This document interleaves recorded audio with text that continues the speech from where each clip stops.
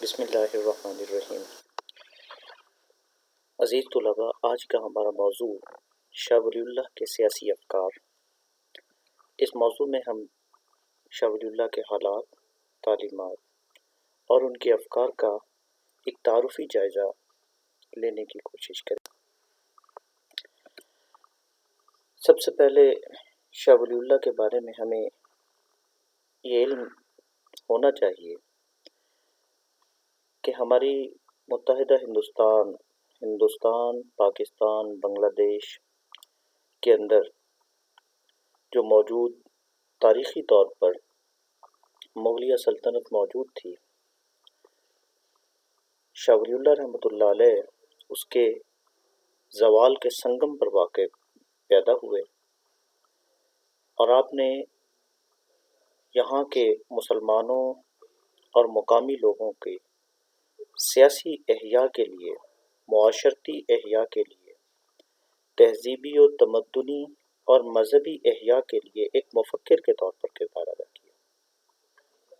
یاد رکھیے، ہر ایک قوم میں مفکر کا کردار بنیادی اہمیت کا حامل ہوتا ہے۔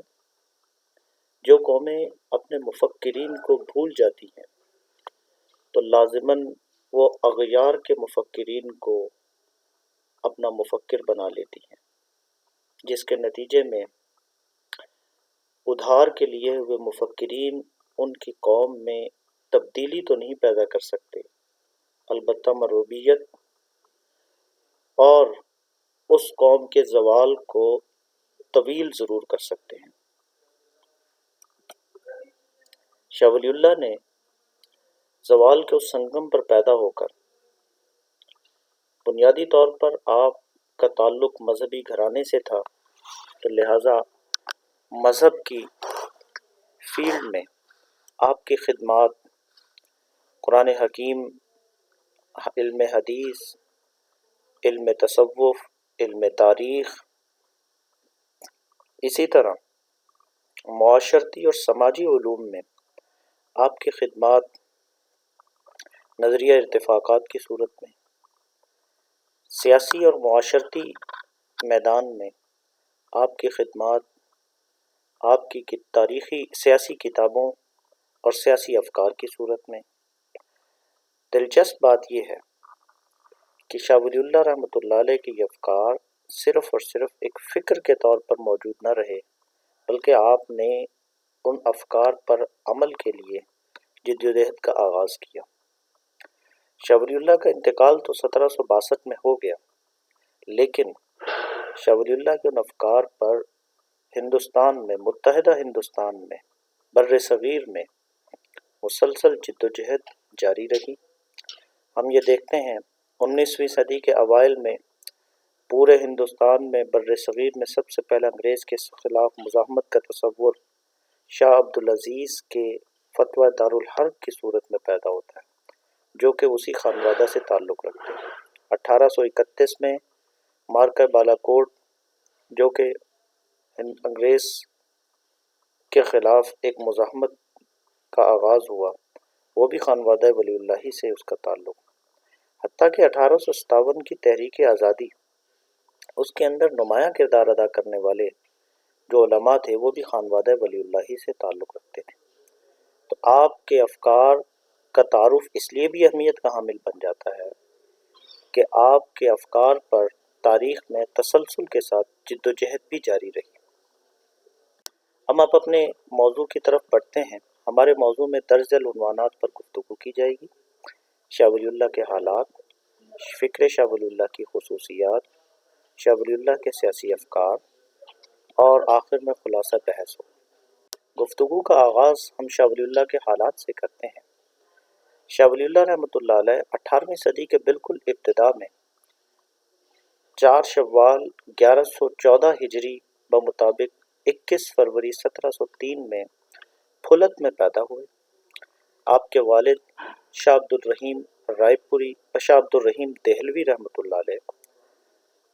بر صغیر کے ممتاز دانشور، ممتاز عالم دین تھے۔ انہوں نے اپنے بیٹے کی تربیت کا بڑا خاص اہتمام کیا۔ چنانچہ ہم یہ دیکھتے ہیں کہ شاہ ولی اللہ نے بالکل ابتدائی ٹین ایج کے اندر 14 سال کی عمر میں تمام علوم سے فراغت حاصل کر لی تھی اور اپنے والد کی وفات کے فوراً بعد 16 سال کی عمر میں آپ کی جانشینی ہو گئی تھی۔ شاہ ولی اللہ رحمۃ اللہ علیہ کی تربیت میں شاہ عبد الرحیم نے صرف اور صرف تعلیم کا خیال نہیں کیا، بلکہ ان کی ایسی تربیت کی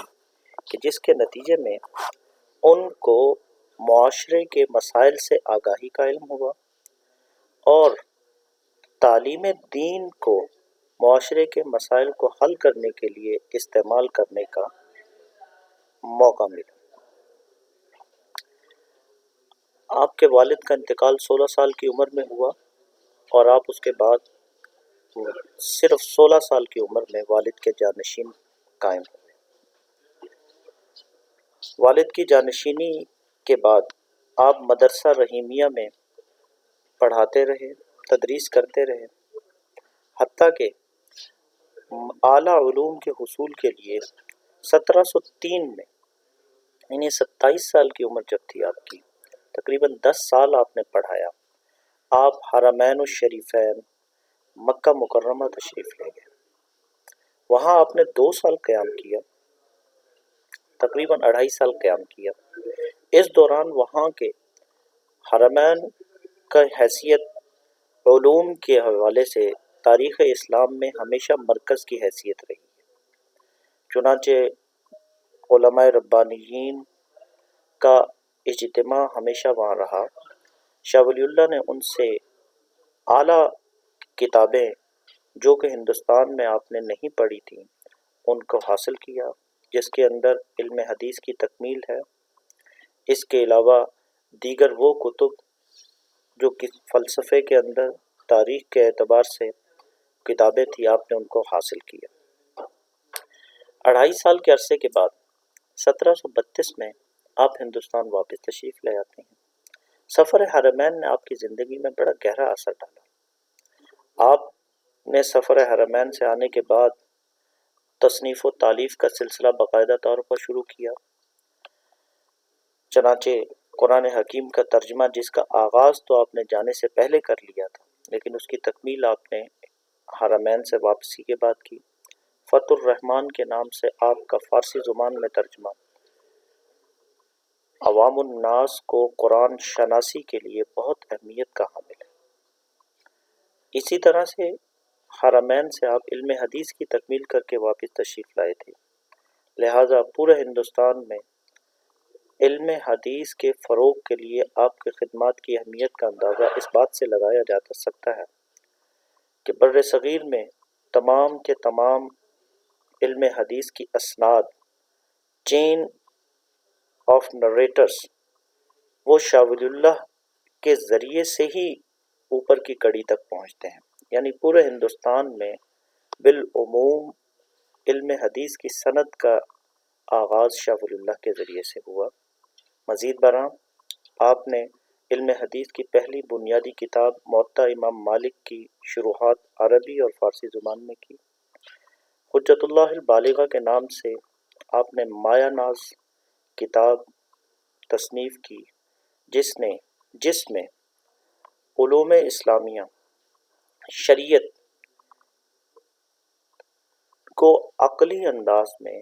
اس کی ضرورت و اہمیت اور اس کے فوائد کو مدلل اور منضبط انداز میں پیش کیا۔ یہ وہ کتاب شاہکار ہے جو اپنی فیلڈ میں، اپنے شعبے میں سب سے اولین اور آخرین کی حیثیت رکھتی ہے۔ نہ اس سے پہلے اس موضوع پر اتنی جامع اور منضبط کتاب لکھی گئی اور نہ ہی اس کے بعد لکھی گئی۔ تاریخ کے حوالے سے آپ نے ازالۃ الخفا لکھی۔ البدور البازغہ، اپنے فکر اور فلسفے کو آپ نے عقلی ماہرین اور فلاسفہ کو سمجھانے کے لیے یہ کتاب تصنیف کی، جو اپنی اہمیت حجت اللہ البالغہ کے بعد نمایاں رکھتی ہے۔ آپ اسی تصنیف و تالیف باقی دیگر اپنے جو امور، سیاسی امور کی مشاغلت کے بعد بہت ہی مختصر عمر میں، تقریباً 58 برس کی عمر میں، آپ 1762 میں دنیا سے تشریف لے گئے۔ شاہ ولی اللہ نے اپنا جو فکر پیش کیا، اس فکر کی نمایاں خصوصیت میں سب سے اہم مذہب اور فلسفہ کی جامعیت ہے۔ شاہ ولی اللہ بنیادی طور پر عالم دین تھے، لیکن عموماً مذہب کو دنیا کے علوم سے کنارہ کشی کی حیثیت حاصل رہتی ہے، اور علماء سماجی، معاشرتی، معاشی، سیاسی علوم، افکار اور حالات سے بالکل بے بہرہ رہتے ہیں۔ شاہ ولی اللہ کی خاصیت یہ ہے کہ آپ نے تاریخ اسلام میں موجود تمام علوم کا گہری نظر سے جائزہ لیا، اور ان کا جائزہ لے کر موجود حالات اور آئندہ آنے والے حالات کے تناظر میں ان کی نئی تشریح کر کے انسانیت مسلمانوں کے سامنے پیش کیا۔ آپ کے افکار کو آپ نے جہاں مذہب کی بنیاد پر حجت اللہ البالغہ میں پیش کیا، وہیں پر عقلی ماہرین فلسفے کی زبان میں آپ نے البتور البازغہ کے اندر اس کو جمع کیا۔ آپ نے ایک نیا علم متعارف کروایا جس کو علم اسرار دین کہتے ہیں۔ دین کے اسرار یعنی جو چھپی ہوئی چیزیں ہیں، راز ہیں، ان کا علم، یعنی شریعت نے ہمیں بہت سارے احکامات دیے ہیں۔ نماز کا حکم دیا ہے، عبادات کا حکم دیا، معاملات کے اندر نکاح اور طلاق کے معاملات ہیں، بیع و شراء یعنی کہ خرید و فروخت کے مسائل ہیں، معاشرت کے بہت سارے اور دیگر مسائل ہیں، سیاست کا پورا ایک چیپٹر، معیشت کا ایک پورا ایک چیپٹر، غرضے کے مکمل دین کا نظام، اس کو ایک پورے فلسفے کی بنیاد پر کھڑا کر کے اس کو دلائل کے ساتھ بیان کرنا، یہ شاہ ولی اللہ کی خاصیت۔ یہ علم آپ نے حجت اللہ البالغہ کی جو 2 جلدوں میں کتاب ہے اس میں بیان کیا۔ بعد میں آنے والے مصنفین نمایاں نواب صدیق قنوجی، امام غزالی، شبلی نعمانی، مولانا عبید اللہ سندھی، ان لوگوں کا کہنا ہے کہ یہ علم شاہ ولی اللہ کی خاصیت ہے، اور اس علم پر نہ اس سے پہلے کام ہوا نہ اس کے بعد کام ہوا۔ شاہ ولی اللہ کی ایک اور بڑی خاصیت جمع و تطبیق آراء، یعنی مختلف کسی بھی ایک موضوع پر موجود مختلف آراء کو، پوائنٹ آف ویوز کو، آپ نے ان میں موجود اختلاف کو ختم کر کے ان میں ہم آہنگی کو پیدا کیا۔ دراصل اسلام کے جو مختلف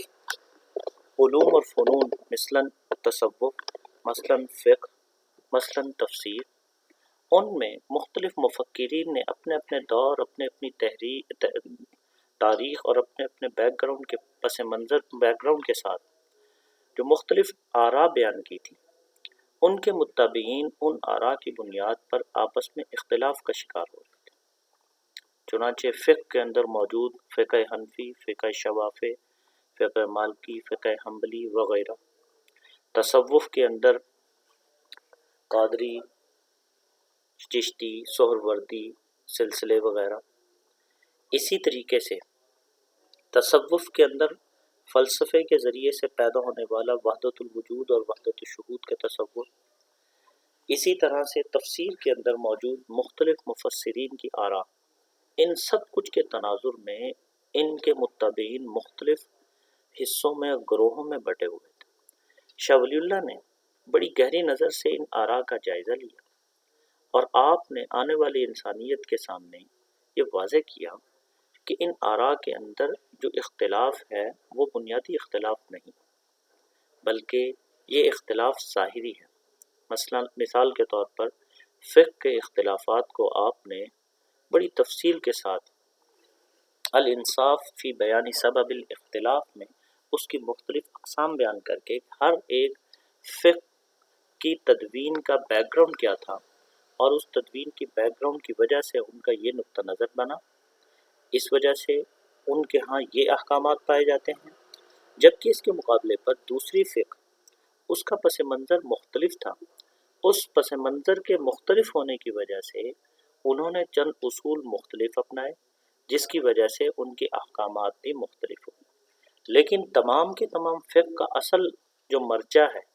جس کی طرف وہ رجوع کرتے ہیں وہ قرآن اور حدیث ہے، لہذا ان کے اندر بنیادی اختلاف موجود نہیں ہے۔ جس شخص کو جس فقہ پر اعتماد حاصل ہو وہ کر لے تو وہ درست ہے، دوسرا گمراہ نہیں ہے۔ اسی طرح سے تصوف کے اندر آپ نے اس کو واضح کیا کہ نفس کی بیماریوں کی علاج کے لیے ہمارے صوفیاء کرام نے علم تصوف کی مختلف صورتیں، مختلف طریقہ کار بیان کیے۔ ہر ایک صوفی نے اپنے بیک گراؤنڈ اور اپنے پس منظر کے ساتھ کچھ اصولوں کو پیش نظر رکھ کر نفس کی بیماریوں کا علاج ترتیب دیا۔ لہٰذا اگر آپ ایک طریقے کو اختیار کر لیں تو دوسرا گمراہ نہیں ہے۔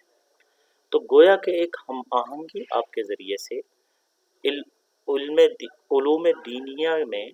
ہم آہنگی پیدا ہوئی۔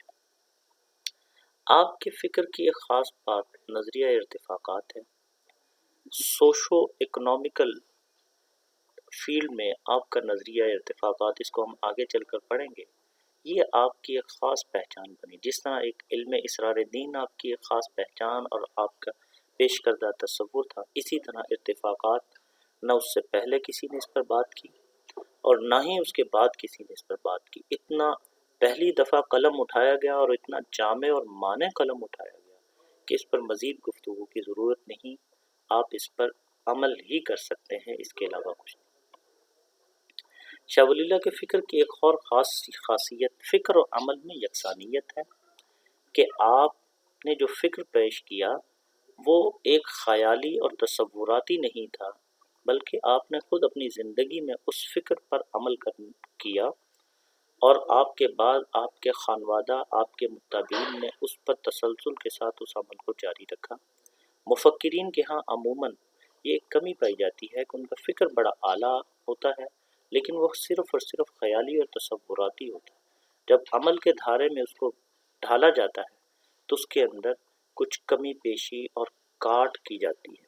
شاہ ولی اللہ کی فکر میں ایسا کوئی چیز ہمیں نہیں پائی۔ آگے بڑھتے ہوئے ہم شاہ ولی اللہ کے افکار کی طرف ہم بڑھتے ہیں، گفتگو کرتے ہیں۔ شاہ ولی اللہ کے افکار کا تعارف شاہ ولی اللہ کے دور کے سیاسی حالات کے تناظر میں ہی کیا جا سکتا ہے۔ یاد رکھیں کہ کوئی بھی مفکر اپنی زمین اور معروضیت سے باہر نکل کر گفتگو نہیں کرتا، حتیٰ کہ آپ دیکھتے ہیں کہ سیرت جو قرآن حکیم جو کہ تمام انسانیت، قیامت تک کی انسانیت کے لیے مبعوث کیا گیا، نازل کیا گیا، وہ بھی اپنی معروضیت سے نکل کر گفتگو نہیں کرتا۔ چنانچہ آپ یہ دیکھتے ہیں کہ قرآن حکیم کی معروض زمینی حقائق عرب میں نازل ہوا تو اس کی زبان بھی عربی تھی۔ قرآن حکیم جس قوم میں نازل ہوا وہ قریش تھی، تو لہٰذا مختلف عنوانات کے ساتھ مختلف مزاجوں کے اظہار قرآن حکیم میں قریش کے مختلف مزاجوں کا اظہار کیا گیا۔ قرآن حکیم کے مخالفین میں یہود، نصارہ، منافقین موجود تھے، ان کا تذکرہ قرآن حکیم میں پایا جاتا ہے، لیکن اس کے تناظر میں جو اصول اور قوانین دیے گئے وہ آفاقی ہیں، قیامت تک کے لیے۔ تو شاہ ولی اللہ کے اس دور کے سیاسی حالات کا ہمیں تجزیہ کرنے کی ضرورت ہے کہ شاہ ولی اللہ 18ویں صدی کے ابتدا میں پیدا ہوئے، جبکہ گریٹر مغلز کا اختتام چل رہا ہے۔ گریٹر مغلز کا آخری بادشاہ اورنگزیب عالمگیر 1707 میں یعنی آپ کی پیدائش کے صرف 4 سال کے بعد دنیا سے چلا جاتا ہے۔ اس کے بعد مغلیہ سلطنت میں شدید قسم کی کمزوری پیدا ہوگی، طوائف الملوکی، وہاں پر تعیش پیدا ہو گیا، حکومت پہ گرفت ان کی کمزور ہو گئی۔ تو یہ مغلیہ سلطنت کے اندر عمومی طور پر وہ جو عظیم الشان سلطنت جو تقریباً آج بڑھ کر کم و بیش 10 ممالک میں تقسیم ہو چکی، وہ مغلیہ سلطنت شاہ ولی اللہ کے دور میں کمزوری کی طرف آگے بڑھ رہی تھی۔ اس کمزوری سے فائدہ مقامی صوبوں، ریاستوں اور خود مختار گروہوں نے لیا، اور انہوں نے حکومت کو کی مقابلے پر اپنی خود مختاری کا اعلان کرتے ہوئے حکومت کو ٹیکس دینے سے، لگام دینے سے انکار شروع کر دیا۔ لہٰذا حکومت کے پاس جو مرکز میں لگان یا ٹیکس جمع ہوتا تھا وہ کم ہونا شروع ہوا۔ اس کے نتیجے میں جب اخراجات کی کمی پیدا ہوئی تو مرکزی حکومت کے کمانڈ اینڈ کنٹرول کے لیے اخراجات کم ہوئے، لہٰذا آہستہ آہستہ اس کی کمانڈ کمزور سے کمزور تک ہوتی چلی گئی۔ بہرحال اس کے ساتھ ساتھ کچھ شدت پسند گروہوں نے صرف خود مختاری کا اعلان ہی نہیں کیا بلکہ بغاوت کا بھی اعلان کر دیا، جس میں مرہٹے، جاٹ وغیرہ موجود تھے، اور انہوں نے مغلیہ سلطنت کے جو علاقے تھے وہاں پر لوگوں کا قتل و غارت گری شروع کی، اور سیاسی طور پر بدامنی پیدا ہو چکی تھی۔ عوام جو کسی بھی معاشرے کا ایک اہم جزو ہوتے ہیں، عوام الناس میں کیونکہ ہندوستان میں بر صغیر کے اندر مغلیہ سلطنت ایک بادشاہت کے طور پر قائم تھی، عوام الناس کی براہ راست انوالومنٹ اس طریقے سے ہندوستان میں موجود نہیں تھی۔ یورپ کے اندر بھی جمہوریت کا آغاز 1789 میں انقلاب فرانس کے ذریعے سے، یعنی شاہ ولی اللہ کے انتقال کے بھی کم و بیش 30 سال کے بعد اس کا آغاز ہوتا ہے۔ تو عوام الناس نے سیاسی حالات کے اندر پیدا ہونے والی تبدیلی میں اپنی کم علمی، عدم دلچسپی کی وجہ سے سیاسی ناپختگی کا اظہار کیا۔ چنانچہ شاہ ولی اللہ نے اپنے دور میں بھی لوگوں کو جو اپنی ذمہ داریوں کی طرف آگاہ کیا تو ان کا وہ رسپانس نہیں تھا جو ایک سیاسی پختہ عوام الناس کا ہو سکتا ہے۔ اس کی وجہ سے بھی سیاسی حالات میں بگاڑ تیزی سے بڑھتا چلا گیا۔ یہ سب چیزیں تو ہو ہی رہی تھی، ہر ایک معاشرے کے اندر ہوتی ہی ہوتی، لیکن بڑا المیہ ہندوستان بر صغیر میں ایسٹ انڈیا کمپنی کی مداخلت کا تھا۔ ایسٹ انڈیا کمپنی جو کہ 17ویں صدی عیسوی کے اندر جس کا وہ ہندوستان میں تجارت کی غرض سے آئی، لیکن سیاسی کمزوریوں سے سلطنت میں موجود کمزوریوں اور سیاسی ریشہ دوانیوں کے اور اپنی سازشوں کے ذریعے انہوں نے ہندوستان کے سیاسی معاملات میں مداخلت شروع کر دی۔ حتیٰ کہ آپ دیکھتے ہیں کہ شاہ ولی اللہ کی ہی زندگی میں 1757 میں بنگال میں انگریزوں نے سب سے پہلے اپنی حکومت قائم کر لی، بنگال کے راجا کو انہوں نے شکست دے دی، اور آہستہ آہستہ یہی دیکھتے ہیں آپ کہ آنے والے جو 100 سال ہیں اسی ایسٹ انڈیا کمپنی نے اپنی مداخلت کا اس حد تک وہاں پر بڑھائی کہ ملکہ برطانیہ کو براہ راست 1857 میں مداخلت کر کے اپنی حکومت ہندوستان میں قائم کرنی پڑی، جو کہ در حقیقت ایسٹ انڈیا کمپنی کی کنٹینیوٹی تھی۔ اسی طرح سے بین الاقوامی دنیا میں یورپ خاص طور پر اس حوالے سے قابل ذکر ہے کہ مشرق کے اندر موجود جو سلطنت تھی وہ ایک طرف مغلیہ سلطنت بر صغیر میں موجود تھی، دوسری طرف ترکی کے اندر خلافت عثمانیہ موجود تھی جس کی وسعت سینٹرل ایشیا، افریقہ کے اندر موجود تھی، خلیج کی ریاستوں میں موجود تھی، لیکن خلافت عثمانیہ کی وہ تزک اور وہ چمک اس دور کے اندر موجود نہ رہی تھی، وہ بھی آہستہ آہستہ اپنے کمزوری کے ذریعے سے زوال کی طرف بڑھ رہی تھی، جبکہ یورپ علوم اور فنون کی آمد اور اپنے ہاں پیسے کی ریل پیل کے ذریعے سے وہاں پر سیاسی پختگی اور سیاسی آگاہی پیدا ہو رہی تھی۔ چنانچہ ہم دیکھتے ہیں کہ یورپ کے اندر 1789 میں 1789 میں فرانس میں انقلاب آ جاتا ہے۔ اسی طرح سے امریکہ کے اندر تبدیلی آتی ہے، برطانیہ کے اندر تبدیلی آتی ہے اور یورپ کی دیگر ممالک جمہوریت یا لبرلزم یا دیگر تحریکات کے ذریعے سے اپنی سیاسی بیداری کا آغاز کرتے ہیں۔ ان حالات کے اندر شاہ ولی اللہ نے نہ صرف یہ کہ اپنے موجود جو معروضیت کو پیش نظر رکھا، بلکہ ایک ولی کی بصیرت کی نظر سے دیکھتے ہوئے دینی تعلیمات کو ایک نئے انداز سے، جو کہ ایک مجدد کی خاصیت ہوتی ہے کہ نئے چیلنجز کو سامنے رکھتے ہوئے ان چیلنجز کو ایڈریس کرنے کے لیے انہی اصول اور قوانین کو پیش نظر رکھتے ہوئے جو قرآن و حدیث میں بیان کیے گئے ہیں، لیکن حال کی زبان کو استعمال کرتا ہے۔ شاہ ولی اللہ نے اپنے سیاسی افکار کی بنیاد کے طور پر ہم سب سے پہلے ان کا نظریہ اتفاقات کا تعارف پڑھیں گے۔ یاد رکھیے کہ سیاست کی بنیاد معاشرے پر ہوتی ہے۔ جہاں کہیں بھی سیاست ہے تو اس کا مطلب یہ ہے وہاں سماج ہے، معاشرہ موجود ہے۔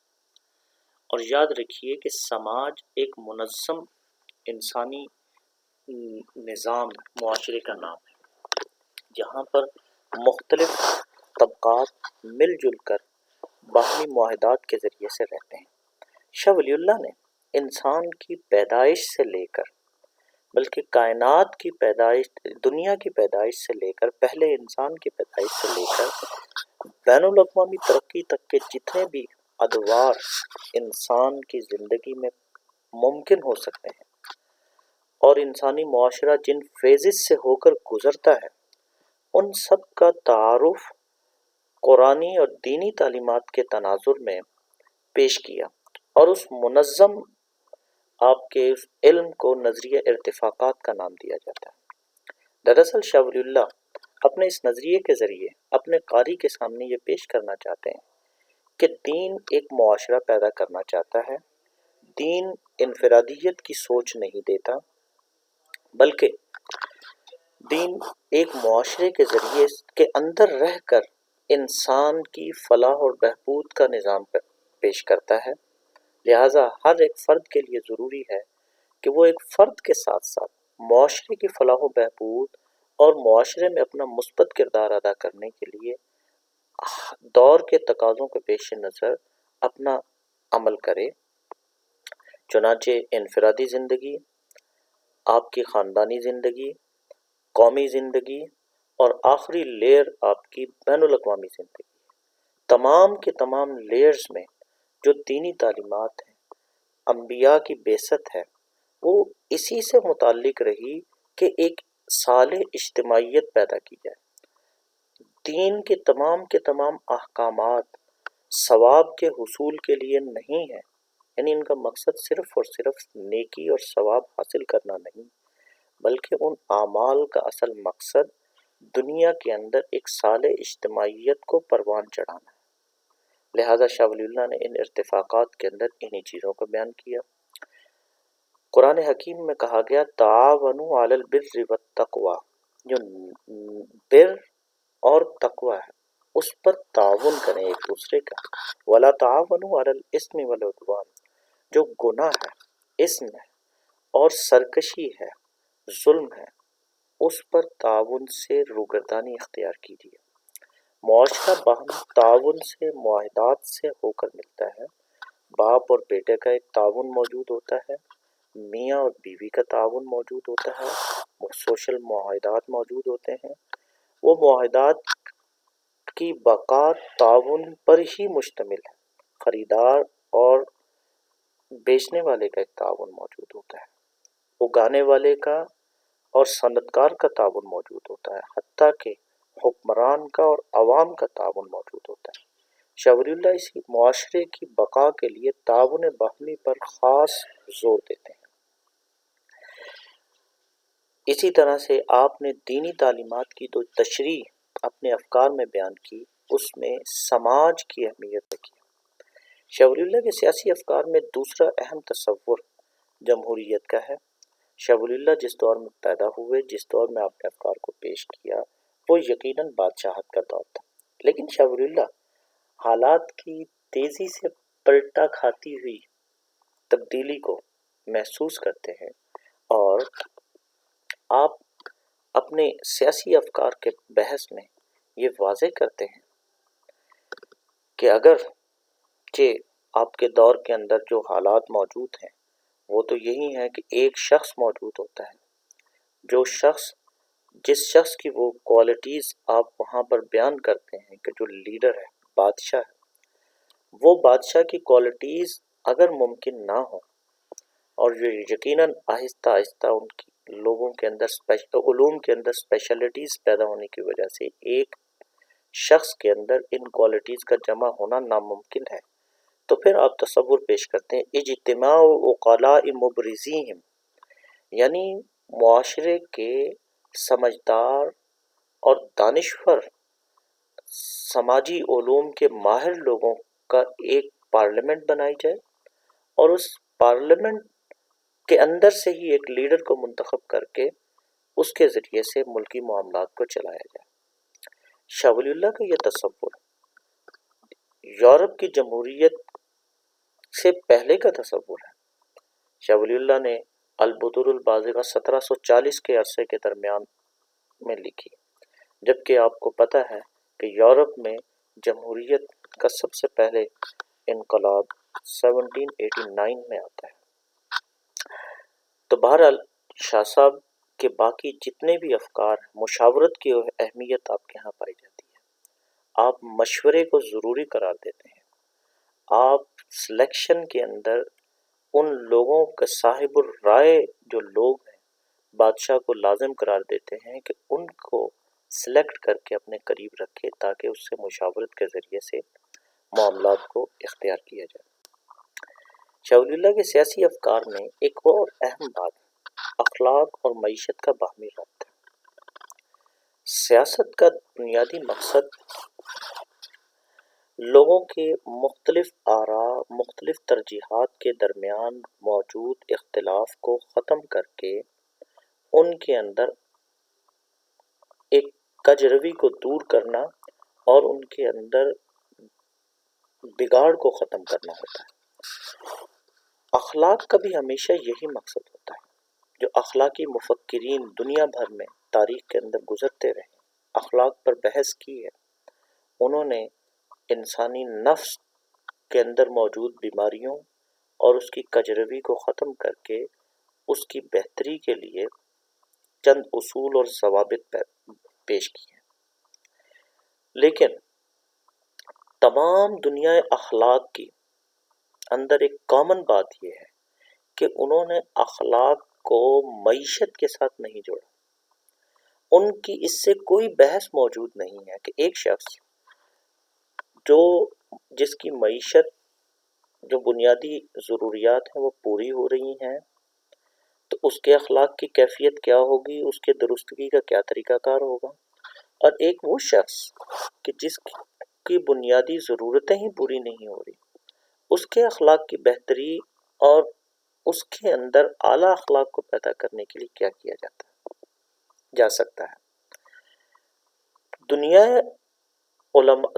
پوری دنیا کے علماء اخلاق کے ہاں اس پر کوئی بحث نہیں پائی جاتی۔ شاہ ولی اللہ اس فیلڈ کے اندر سب سے پہلے مفکر ہیں جنہوں نے اخلاق کا تعلق معیشت کے ساتھ جوڑا ہے۔ آپ نے بنیادی بات یہ کی کہ جب کسی قوم کے اجتماعی اخلاق تباہ و برباد ہو جاتے ہیں تو جب کسی بھی قوم کی اجتماعی معیشت تباہ و برباد ہو جاتی ہے، وہاں پر ظلم و ستم ہو، بیجا ٹیکسز عائد کیے جائیں، لوگوں کو گدھوں اور گھوڑوں کی طرح کام کرنے پر مجبور کیا جائے، تو پھر اس قوم کے اجتماعی اخلاق کو بہتر نہیں کیا جا سکتا۔ لہٰذا آپ کا ایک بنیادی اصول ہے، آپ نے البدور البازغہ میں اس کو ذکر کیا، انما الاخلاق بالاحوال لا بالعلوم۔ اخلاق کا تعلق حالات اور واقعات کے ساتھ ہے، احوال کے ساتھ ہے، معروضیت کے ساتھ ہے۔ آپ بہت بڑی اخلاق پر کتاب پڑھ لیں، آپ کو بہت بڑا فلسفی اخلاق کا فلسفہ سمجھا دے، لیکن آپ کو جب بھوک ستاتی ہے تو وہ شخص چوری بھی کر لیتا ہے، وہ شخص اس کے اندر اس کو اگر مسلسل ایک خاص لذت انگیز ماحول میں رکھا جائے تو پھر اس شخص کی شہوت کو روکنا بہت مشکل ہوتا ہے، وغیرہ وغیرہ۔ یہی وہ بات ہے جس کو حضرت نبی اکرم صلی اللہ علیہ وسلم نے ارشاد فرمایا، کاد الفقر ان یکون کفر، کہ یہ فقر یہ انسان کو کفر تک پہنچا دیتا ہے، غربت انسان کو کفر تک پہنچا دیتی ہے۔ تو شاہ ولی اللہ کے سیاسی افکار میں معیشت کی بہت گہری اہمیت ہے کہ جب تک اس قوم کی معیشت بہتر نہیں ہوگی، معیشت آزاد نہیں ہوگی، تو وہ قوم اخلاق کے اعتبار سے بہتر نہیں ہو سکتی۔ اب اسی اصول کے تناظر میں آپ یورپ کا مشاہدہ کر لیں، جہاں کی معیشت آزاد ہونے کی وجہ سے وہاں پر قوموں کا اجتماعی مزاج اخلاقی اعتبار سے بہتر ہے، اور اس کے مقابلے پر ہم اپنے معاشرے یا دیگر مسلم معاشرے جہاں کی معیشت قسم پرسی کا شکار ہے، وہاں کا تجزیہ کر کے دیکھیں کہ باوجود ہمارے پاس اخلاق کی تمام تعلیمات موجود ہونے کے، ہماری معیشت خراب ہونے کی وجہ سے اخلاق کی حالت بھی بری ہے۔ شاہ ولی اللہ معیشت میں عدل و مساوات کے قائل ہیں۔ جب تک معیشت میں مساوات اور ان کے وسائل کی تقسیم میں عدل نہیں ہوگا، اس وقت تک معاشرے کے سیاسی حالات کو بہتر نہیں بنایا جا سکتا۔ چنانچہ شاہ ولی اللہ اپنی کتابوں میں اپنے دور کے حالات کا تجزیہ پیش کرتے ہوئے ان کی مثال قیصر اور کسریٰ کے درباروں سے دیتے ہیں، جہاں پر عیاشی کی یہ کیفیت موجود تھی کہ ایک ایک شخص اپنا پٹکا کمر پر باندھنے والا جو رومال ہے اس پٹکے کی نمائش کرتا تھا، لاکھوں روپے کا وہ ایک ایک پٹکا ہوتا تھا۔ وہاں پر وسائل پر ایک خاص مافیا، ایک خاص گروہ 1% یا 1% سے کم قابض تھا۔ عام عوام وہ ظلم و ستم کی چکی میں پس رہی تھی، لوگوں پر ظلم و ستم کیا جاتا تھا، ان کو بیچا جاتا تھا۔ تو شاہ ولی اللہ ان تمام حالات کا تجزیہ پیش کر کے آپ فرماتے ہیں، نبی علیہ الصلوۃ والسلام مبعوث ہوئے، آپ کے فکر کی خاصیت، آپ کی جد و جہد کا نتیجہ معیشت میں عدل و انصاف کی صورت میں نکلا، لہذا آپ معیشت میں بنیادی انسانی حقوق کی ضمانت کے قائل ہیں۔ آپ یہ لازم قرار دیتے ہیں کہ سیاسی حکومت اپنے مملکت میں بسنے والے تمام انسانوں کے بنیادی انسانی حقوق کی کفالت کرے، اور یاد رکھیے کہ بنیادی انسانی حقوق میں صرف اور صرف مادی حقوق کے آپ قائل نہیں، روٹی کپڑا اور مکان کی بات کی جائے، آپ آزادی رائے کو بنیادی انسانی حق قرار دیتے ہیں، آپ تہذیب کی حفاظت کو بنیادی انسانی حق قرار دیتے ہیں، مذہب کی آزادی کو بنیادی انسانی حق قرار دیتے ہیں، آپ زبان کی حفاظت کو بنیادی انسانی حق قرار دیتے ہیں۔ غرض کہ شاہ ولی اللہ نے 10 بنیادی انسانی حقوق میں صرف 4 جو آپ کی مادی چیزیں ہیں، باقی آپ کی تہذیب، معاشرت، مذہب اور فکر سے متعلق ہے۔ سب سے پہلے حکمران حکومت کی یہ ذمہ داری ہے کہ وہ بنیادی انسانی حقوق کی ضمانت پیش کرے۔ جب بنیادی انسانی حقوق پیش کیے جائیں تو پھر عوام کے لیے ضروری ہے کہ وہ اپنے تئیں جو اس کی صلاحیت ہے اس کے مطابق ہر فرد اپنا کردار ادا کرے۔ جو نوجوان ہیں، صحت مند ہیں، وہ کاروبار کریں، زراعت کریں، معیشت سے وابستہ رہیں یا پھر خدمت کے شعبوں سے وابستہ رہیں۔ لیکن جو اندھے، لولے، لنگڑے یا اپاہج ہیں، اگر ان میں استعداد موجود ہے تو اپنے تئیں ان کو ہر طریقے سے کردار ادا کرنا چاہیے تاکہ کسی بھی شخص کی صلاحیت سے معاشرہ محروم نہ رہے۔ جب تمام لوگ محنت میں حصہ ڈال رہے ہیں تو پھر حکومت کی ذمہ داری ہے کہ بیجا ٹیکسز عائد نہ کرے۔ آپ قوموں کی اور شہروں کی تباہی کی ایک بڑا سبب عوام الناس پر ٹیکسز کی زیادتی کو قرار دیتے ہیں کہ جب ٹیکس زیادہ لگائے جائیں گے تو عوام ان ٹیکسز کی ادائیگی سے میں ادائیگی میں مشکل محسوس کریں گے،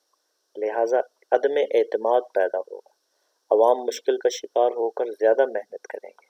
اپنے حقوق کی حفاظت کا خیال نہ رکھ پائیں گے اور معاشرہ تباہی کا شکار ہو جائے گا۔ لہٰذا کم سے کم ٹیکسز کسی بھی حکومت کے لیے انتہائی اہم پالیسی ہے۔ عوام الناس کے لیے اور خاص طور پر حکمران طبقے کے لیے آپ لازم قرار دیتے ہیں۔ عیاشانہ آپ لفظ استعمال کرتے ہیں رفاہیت بالغہ کا، کہ یعنی وہ رفاہیت جو انتہائی اعلیٰ درجے کی ہے، تعیش پسند لگژریس لائف کی بجائے آپ کی ایک ماڈریٹ لائف ہونی چاہیے۔ آپ دو انتہاؤں کو بیان کرتے ہیں، ایک رفاہیت بالغہ یعنی لگژریس لائف، اور ایک رفاہیت ناقصہ یعنی ڈپرائیوڈ لائف، جس کے اندر آپ بنیادی انسانی حقوق سے بھی محروم ہوتے ہیں۔ اس کی بجائے آپ رفاہیت متوسطہ یعنی ایک ماڈریٹ لائف کے آپ قائل ہیں، جس کے اندر بنیادی انسانی حقوق بھی پورے ہو رہے ہوں لوگوں کے، اور اس کے ساتھ ساتھ ان کے اندر عیاشی بھی موجود نہ ہو۔ اس کے ذریعے سے معیشت میں عدل اور مساوات اور معاشرہ طبقات سے بچا رہے گا۔ شاہ ولی اللہ کے سیاسی افکار کے ساتھ ساتھ آپ کی سیاسی میدان میں عملی کاوشیں بھی موجود ہیں۔ چنانچہ شاہ ولی اللہ نے اپنے دور کے اندر موجود سیاسی حالات کا جائزہ لے کر آپ نے اس دور کے خواص کے اندر تبدیلی کی حکمت عملی بنائی۔ آپ نے یہ دیکھا کہ ابھی سیاست کے اندر خرابی چند لوگوں کے اندر جو کہ نمایاں جگہوں پر موجود ہیں، ان کے اندر کمزوری پیدا ہوئی ہے، لیکن ان کے ارد گرد رائٹ اینڈ لیفٹ ایسے لوگ موجود ہیں جو اچھی سوچ کے مالک ہیں۔ اگر ان لوگوں کو ان کی اپنی ذمہ داریوں کا احساس اور ان کا ساتھ تعاون کیا جائے عوامی سطح پر، تو پھر اس کے ذریعے سے ان خرابیوں کو دور کیا جا سکتا ہے۔ چنانچہ آپ کی پالیسی خواص کے ذریعے سے تبدیلی کی رہی۔ آپ نے اس تناظر میں مغلیہ سلطنت کے جرنیل نجیب الدولہ کو خطوط لکھے۔ آپ کے سیاسی خطوط پڑھنے سے متعلق خواجہ خلیق احمد نظامی نے ان خطوط کو مدون کیا ہے۔ وہ ہندوستان بر صغیر کے مختلف اداروں نے اس کو چھاپا ہوا ہے، شائع کیا ہوا ہے۔ آپ ان سے گوترو ہوں۔ آپ کے خطوط بہت اہمیت کے حامل ہیں، اس دور کے حالات اور واقعات کا تجزیہ پیش کرتے ہیں، آپ کے سیاسی فکر کو واضح کر کے ہمارے سامنے لاتے ہیں۔ نواب نجیب الدولہ کا خط لکھ کر اس کی ذمہ داریوں سے اس کو آگاہ کیا اور اس کو مغلیہ سلطنت کی ان کمزوریوں کو دور کرنے کی طرف توجہ دلوائی۔ ہندوستان میں موجود سیاسی بدامنی اور باغی گروہوں کی کثرت اور ان کے پھیلاؤ کی وجہ سے پیدا ہونے والے امن و امان کی خرابی کو ختم کرنے کے لیے آپ نے افغانستان کے حکمران احمد شاہ ابدالی کو خط لکھا کہ وہ آئے اور یہاں آ کر ان کی خاتمہ کریں، تاکہ مغلیہ سلطنت پہلے ہی کمزور ہوئی پڑی ہے، ان سیاسی بدامنی پر مشتمل حالات اور واقعات کا وہ مقابلہ خود سے نہیں کر سکتی، اور اوپر سے انگریز ان سیاسی بدامنی کے حالات کو برطانوی جو ایسٹ انڈیا کمپنی تھی، وہ ان حالات کو اپنے مفاد کے لیے استعمال کر رہے تھے۔ لہذا آپ نے احمد شاہ ابدالی کو خط لکھا اور اس نے پانی پت کے میدان میں مرہٹوں اور جاٹوں کو شکست دے کر ہندوستان میں امن قائم کیا۔ شاہ ولی اللہ نے اپنے افکار کی حفاظت کے لیے ایک طرف تصنیف کا اہتمام کیا، کتابوں کے اندر اپنے فکر کو محفوظ کیا، جبکہ دوسری طرف آپ نے اپنے طلباء اور اپنے ہم فکر لوگوں کے اندر